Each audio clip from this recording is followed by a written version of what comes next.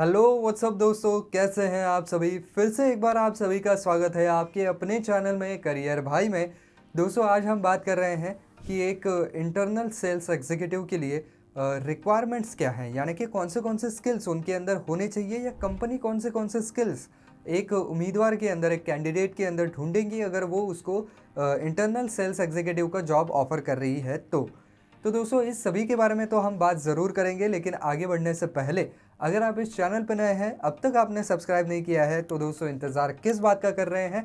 Channel को फटाफट subscribe कर दीजिए ताकि ऐसे ही नए नए वीडियोस आप देख सकें। तो दोस्तों सबसे पहली बात तो यहाँ पर ये ज़रूरी है कि आपके पास एक्सपीरियंस होना चाहिए, क्योंकि कोई नया आदमी अगर है तो वो जान नहीं पाएगा कि लीड्स कैसे जनरेट की जाए, ज़्यादा से ज़्यादा लोगों तक कैसे पहुंचा जाए। हालांकि वो सोशल मीडिया के मीन्स और बाकी एडवर्टाइजमेंट वगैरह के बारे में जानकारी रख सकता है, लेकिन फिर भी जो आदमी वहां पर एक्सपीरियंस है उसको मालूम होता है कि ये प्रोडक्ट क्या है और कैसे अप्रोच किया जाए कस्टमर्स को, जिससे कि वो ज़्यादा से ज़्यादा आपका प्रोडक्ट लेने में इंटरेस्टेड हो।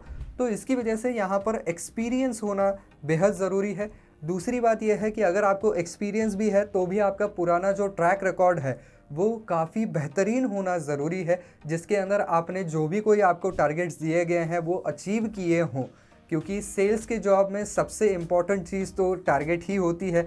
ज़्यादा से ज़्यादा जो लोग टारगेट अचीव करेंगे वो ही कंपनी के लिए सबसे बेहतरीन साबित होते हैं, क्योंकि वो कम समय में ज़्यादा से ज़्यादा लोगों को जो है वो कंपनी के लिए एज अ कस्टमर के तौर पर लाते हैं। तो इसकी वजह से उसका ट्रैक रिकॉर्ड ऐसा होना चाहिए जिसके अंदर उसने उसे जो भी कोई टारगेट दिए हैं वो बिल्कुल अच्छे तरीके से निभाए हों, उनको अचीव किया हो। दूसरी बात यह है कि उसके फ़ोन के ऊपर के कॉन्वर्सेशन स्किल्स काफ़ी बढ़िया होने चाहिए, क्योंकि इन लोगों को ही सारे इंक्वायरी के कॉल्स आते हैं, तो यही लोग उनको आंसर करते हैं।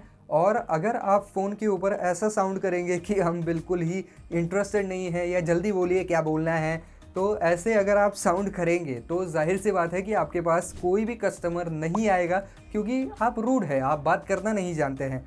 तो यहाँ पर बैठने वाला आदमी ऐसा होना चाहिए जिसके ज़बान पर हमेशा मिठास रहे, जो बिल्कुल अच्छे से कस्टमर से बात कर सके और ज़्यादा से ज़्यादा कस्टमर को कन्विंस कर सके कि क्यों आपको हमारी ही कंपनी का प्रोडक्ट लेना चाहिए, क्यों आपके लिए वही केवल बेहतर रहेगा। दूसरी बात यह है कि एक दिन में उनको सैकड़ों कॉल आ सकते हैं, हज़ारों कॉल आ सकते हैं, तो ऐसे सारे कॉल्स को वहाँ पर बिल्कुल पेशेंटली उनके साथ बात करना, उनको रिसीव करना, हैंडल करना, इसका भी उसके पास स्किल होना ज़रूरी है। वरना कोई अगर नॉर्मल आदमी है, उसको अगर दिन में 100-500 कॉल अगर आ रहे हैं तो वो आदमी बिल्कुल हिल जाएगा, उसका दिमाग काम करना बंद कर जाएगा, बिल्कुल परेशान हो जाएगा। तो ऐसा आदमी वहाँ पर काम नहीं करेगा। अगर उसको बहुत सारे कॉल भी आ रहे हैं दिन में तो भी बिल्कुल एफिशिएंटली बात करना उसको आना चाहिए। इसके अलावा कॉर्पोरेट प्रोडक्टिविटी और वेब प्रेजेंटेशन टूल्स, इसका भी ज्ञान होना ज़रूरी है, क्योंकि वेब प्रेजेंटेशन टूल्स इसलिए ज़रूरी हैं क्योंकि आप जो है वो आपके प्रोडक्ट्स का अलग अलग जगहों पर ऑनलाइन भी डेमो देते हैं, लोगों तक ज़्यादा से ज़्यादा पहुंचने की कोशिश करते हैं। तो इसके अंदर अगर आपको एक प्रोडक्ट दिखाने की नैक होगी कि अपने प्रोडक्ट को किस तरीके से हम सामने रखें, उसके जो फीचर्स हैं उनको ज़्यादा से ज़्यादा उभार कर कैसे दिखाएं, और जो भी कोई डिफेक्ट्स हैं या थोड़ी बहुत जो कमियां लगती हैं उनको कैसे एफिशिएंटली कवर किया जाए और ज़्यादा से ज़्यादा लोगों के ऊपर इम्पैक्ट छोड़ा जाए, इसलिए आपके प्रेजेंटेशन स्किल्स वहाँ पर भी बहुत काम में आते हैं, क्योंकि यही इसी तरीके के डेमोज और प्रेजेंटेशन देख करके आपके कस्टमर्स बढ़ने वाले हैं। इसके अलावा दोस्तों इस फील्ड में जो है वो कुछ कंप्यूटर सॉफ्टवेयर्स का भी इस्तेमाल किया जाता है, तो ऐसे सॉफ्टवेयर्स का इस्तेमाल करना आपको आना बहुत ज़रूरी है, क्योंकि आजकल के कंप्यूटर के युग में आपको पता है कि सारी चीज़ें कंप्यूटर के ऊपर होती हैं।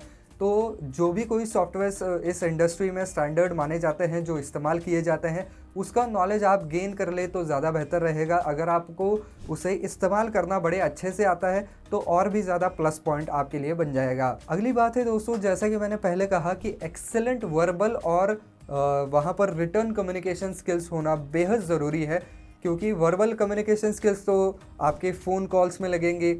आपका जो भी कोई चैट अगर चलता है, आपके कंपनी ने चैटिंग की भी सुविधा दे रखी है, तो उसके अंदर भी आपका जो है वो चैटिंग यानी कि बात करने का ढंग वहाँ पर काम में आएगा। खैर वहाँ पर रिटर्न कम्युनिकेशन स्किल्स भी काम में आते हैं। इसके अलावा ये लोग ईमेल्स भी लिखते हैं अलग अलग लोगों को, जिससे कि उनको ऑर्डर जो है वो मिल सके। साथ ही साथ जो ऑनलाइन कंटेंट जा रहा है उसके अंदर कौन से फीचर्स को अंडरलाइन करना है, इसके लिए भी आपके रिटर्न कम्युनिकेशन स्किल्स ज़्यादा काम में आ सकते हैं। आपको कंटेंट ऐसा लिखना होता है जो कि कस्टमर को ज़्यादा से ज़्यादा हिट करे, उनको ज़्यादा से ज़्यादा अपील करे।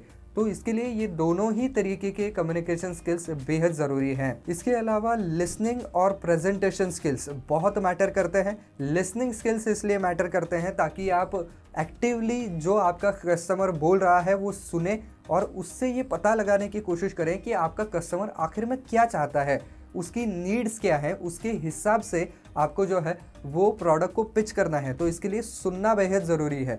और एक बार आपको पता चल गया कि कस्टमर को क्या चाहिए, तो फिर आपका प्रोडक्ट उनके सामने रखने के लिए प्रेजेंटेशन स्किल्स चाहिए। उतने ही ताकत से उनके ऊपर ये प्रभाव आपको छोड़ना है कि केवल और केवल हमारे ही कंपनी का प्रोडक्ट आपके लिए बिल्कुल सही है, बाकी की कंपनियों का प्रोडक्ट आपके लिए बिल्कुल सही नहीं रहेगा। कैसे हमने छोटी छोटी चीज़ों का ध्यान रखा है, कैसे हमारी आफ्टर सेल सर्विस एकदम बेहतरीन है, आपको कोई भी प्रॉब्लम आएगा तो आप हमारे पास आएंगे, हम सब कुछ ठीक करके दे देंगे। तो इस तरीके का जो विश्वास है वो सामने वाले को दिलाने के लिए आपके प्रेजेंटेशन स्किल्स भी बढ़िया होने चाहिए। इसके अलावा अगर सामने वाला आपको आपके प्रोडक्ट के बारे में कुछ भी पूछता है तो उसके जवाब जो है वो बिल्कुल आपके ज़बान पर होने चाहिए। ऐसा नहीं है कि उसको मालूम ही नहीं है, सोच करके बता रहा है, कुछ सीनियर को पूछ करके बता रहा है, तो फिर उससे एक बहुत बुरा इंप्रेशन जाता है कि इस आदमी को अपने खुद के प्रोडक्ट के बारे में ही कुछ पता नहीं है, तो ये हमें क्या समझाएगा।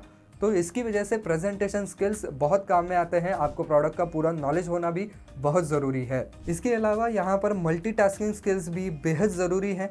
साथ ही साथ यहाँ पर और बाकी के जो मैनेजिंग स्किल्स हैं वो भी बहुत काम में आते हैं। टाइम मैनेजमेंट भी बहुत काम में आता है, क्योंकि जाहिर सी बात है कि एक सेल्स एग्जीक्यूटिव जो होता है, जो इंटरनल सेल्स एग्जीक्यूटिव होता है, बहुत बिजी आदमी होता है। एक हाथ से उसको कॉल आ रहे हैं, किसी का मेल आ रहा है, किसी की इंक्वायरी आ रही है, नए लीड्स जनरेट करने हैं, वो सेल्स टीम को भेजने हैं, तो बहुत बिजी आदमी होता है। तो इसकी वजह से उसको मल्टीपल टास्क एक ही टाइम पर करना आना चाहिए। इसके अलावा उसको टाइम मैनेजमेंट भी आना चाहिए कि कौन से चीज़ को कौन सा टाइम वहाँ पर देना है, कितना टाइम देना है। इसके लिए वो टाइम मैनेजमेंट स्किल्स भी काम में आते हैं। बात करें अगर यहाँ पर एजुकेशन की, तो एजुकेशन में अगर आपके पास बैचलर्स की डिग्री है, इसके अलावा पोस्ट ग्रेजुएट MBA की डिग्री है मार्केटिंग के अंदर, तो ज़्यादा बेहतर बात हो जाएगी, क्योंकि फिर आपका जो एजुकेशन है वो और ज़्यादा उस पोस्ट से रेलेवेंट हो जाएगा। तो दोस्तों ये सारी जो है वो रिक्वायरमेंट्स होती है एक इनसाइड सेल्स एग्जीक्यूटिव की। तो आई होप दोस्तों ये वीडियो आपको पसंद आया होगा, काम का लगा होगा। तो दोस्तों अगर वीडियो पसंद आया है तो वीडियो को लाइक करना बिल्कुल ना भूलें।